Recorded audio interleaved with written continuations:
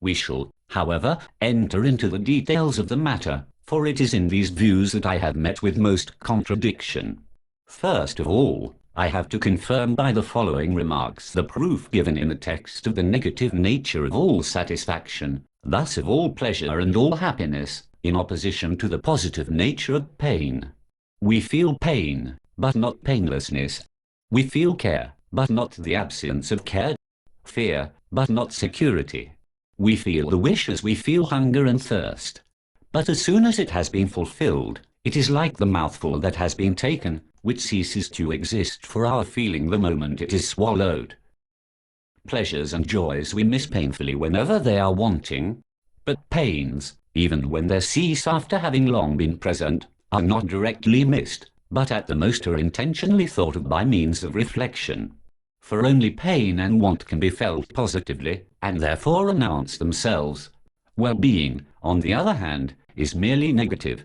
Therefore we do not become conscious of the three greatest blessings of life, health, youth, and freedom, so long as we possess them, but only after we have lost them. For they also are negations. We only observe that days of our life were happy after they have given place to unhappy ones. In proportion as pleasures increase, the susceptibility for them decreases. What is customary is no longer felt as a plea sure. Just in this way, however, is the susceptibility for suffering increased, for the loss of what we are accustomed to is painfully felt. Thus the measure of what is necessary increases through possession, and thereby the capacity for feeling pain.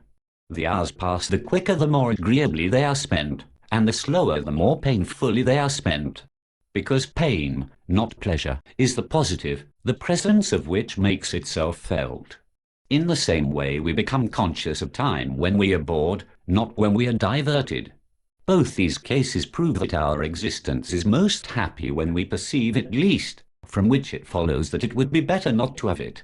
Great and lively joy can only be conceived as the consequence of great misery, which has preceded it. For nothing can be added to a state of permanent satisfaction but some amusement, or the satisfaction of vanity. Hence all poets are obliged to bring their heroes into anxious and painful situations, so that they may be able to free them from them.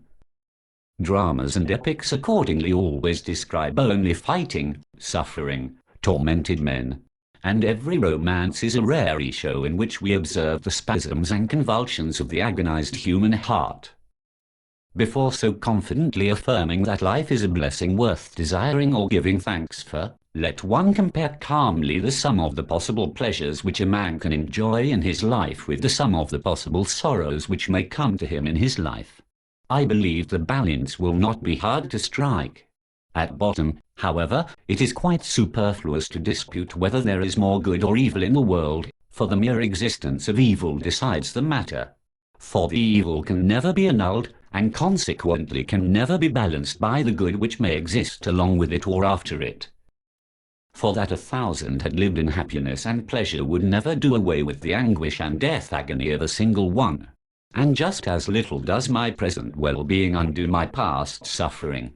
If, therefore, the evils in the world were 100 times less than is the case, yet their mere existence would be sufficient to establish a truth which may be expressed in different ways, though always somewhat indirectly, the truth that we have not to rejoice but rather to mourn at the existence of the world, that its non-existence would be preferable to its existence.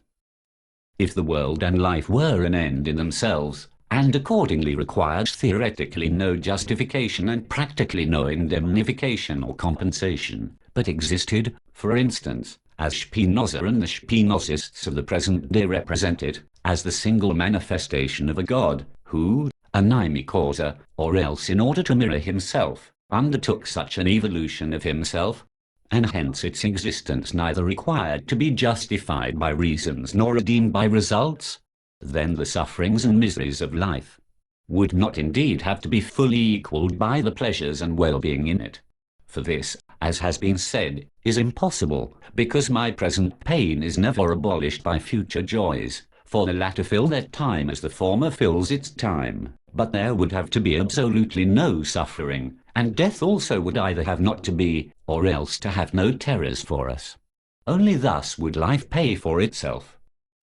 If life were in itself a blessing to be prized, and decidedly to be preferred to non-existence, the exit from it would not need to be guarded by such fearful sentinels as death and its terrors.